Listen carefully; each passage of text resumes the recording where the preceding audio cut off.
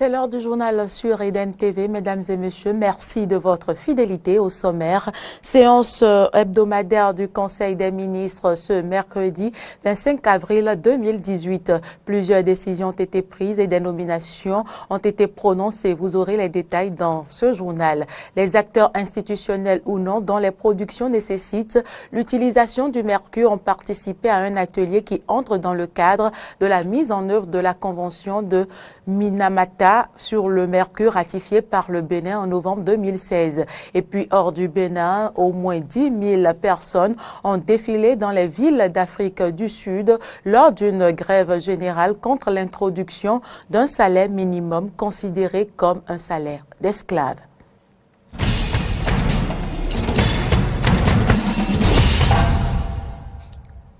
Bienvenue à toutes et à tous. Conseil des ministres ce mercredi 25 avril 2018. Plusieurs dossiers ont été examinés, entre autres la création, composition, attribution, organisation et fonctionnement du Conseil national de lutte contre le VIH-Sida, la tuberculose, le paludisme, les hépatites, les infections sexuellement transmissibles et les épidémies. De la déclaration d'utilité publique du périmètre objet de décision de justice des consorts à Roglélé, 6 dans la commune de Ouida, les anomalies relevées au greffe du tribunal de première instance de Cotonou, point de la mise en œuvre des mesures urgentes de lutte contre la cybercriminalité et crimes à finalité supposée rituelle. Suivons un extrait du compte rendu du garde des Sceaux, Joseph Djokbenou. Au titre des mesures normatives, le Conseil a adopté 2 décrets. Le premier porte sur la création, la composition, les attributions, l'organisation et le fonctionnement du Conseil national de lutte contre le VIH-Sida, la tuberculose, le paludisme, les hépatites, les infections sexuellement transmissibles et les épidémies. Ce Conseil national est en charge de la coordination des interventions en matière de détection, de prévention, de surveillance et de réponse aux épidémies au Bénin. Au titre des communications, sous cette rubrique, les comptes rendus portant sur les matières suivantes ont été approuvés. Premier dossier, les anomalies relevées au greffe du tribunal de première instance de Cotonou. La passation de charges entre les greffiers en chef sortants et entrant du tribunal de première instance de première classe de Cotonou a révélé de graves anomalies. En effet, Madame Désirée Tossounon Zakari a été nommée le 4 août 2017 en remplacement de M. Abou Seydou, admis à la retraite le 1er octobre 2017. Elle est entrée en fonction le 19 octobre sans que son prédécesseur daigne lui passer service. À plusieurs reprises et sous divers prétextes, celui qui a occupé la fonction de 2011 à 2017 a évité de satisfaire à cette exigence et n'a pas fait le point des comptes bancaires ouverts sous sa responsabilité. L'inspection des services judiciaires, saisie de cette situation, a dû adresser une demande d'explication au greffier en chef sortant. C'est alors qu'il s'est résolu à procéder à la passation de charges le 9 mars 2018, soit plus de 5 mois après son départ du greffe. À l'occasion de cette passation de service, des anomalies et contradictions sont apparues dans sa gestion des fonds de greffe. Les dites anomalies et irrégularités consignées dans le procès verbal contradictoire de passation de charges ont permis de constater des incohérences d'une ampleur considérable entre les soldes attendus et les soldes effectivement disponibles dans les différents comptes bancaires. Ainsi, à la date du 9 mars 2018, la gestion de M. Abou Seydou présente un déficit non justifié de 1 515 550 311 francs CFA. Ce déficit se décline ainsi qu'il suit. Solde débiteur d'1 412 315 585 francs CFA sur le compte consignation. Solde débiteur de 4 703 678 francs CFA sur le compte scellé. Solde débiteur de 98 531 048 francs CFA sur le compte succession. Il convient de signaler que les sommes d'argent déposées sur ces différents comptes représentent les sommes reçues par le greffier en chef au titre des consignations ordonnées par décision judiciaire, les fonds de scellé ainsi que les fonds de certaines successions dont la gestion lui est confiée. Le Conseil a pris acte de ce compte rendu ainsi que de la saisine aux fins d'investigation du procureur de la République par les soins du ministre de la Justice et de la Législation. Le ministre a été instruit à l'effet de faire procéder à un audit de gestion des greffes de tous les tribunaux et cours d'appel sur la période des 5 dernières années. Au registre environnement, on s'intéresse à l'atelier de sensibilisation sur les sources de mercure au Bénin et son impact sur l'environnement. C'était ce mercredi 25 avril 2018 à Cotonou.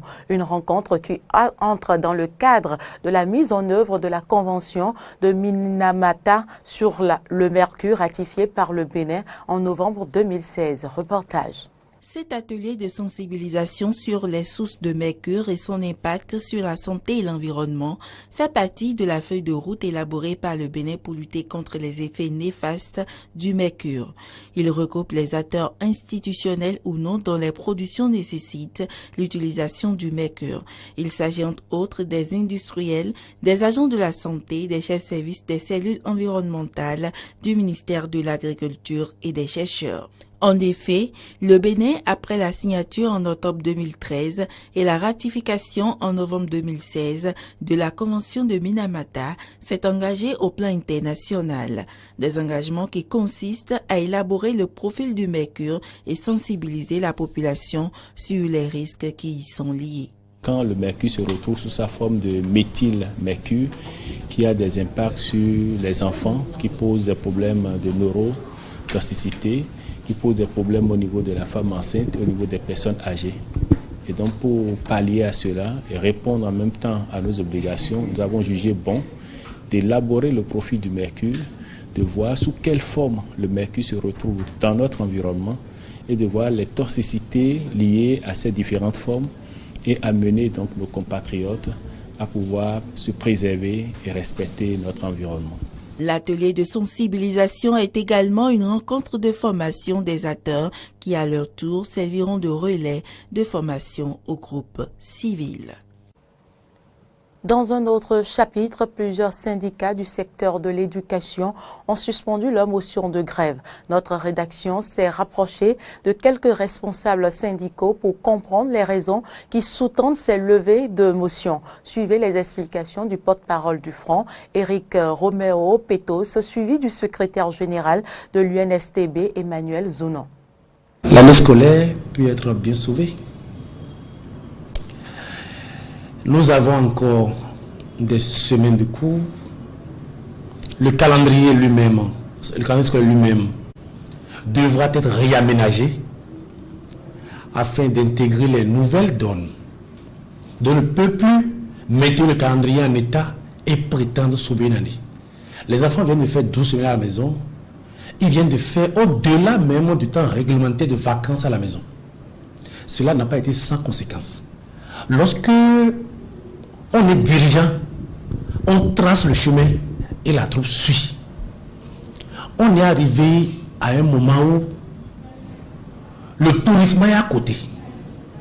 L'année blanche plane et on n'est pas encore dans l'année blanche.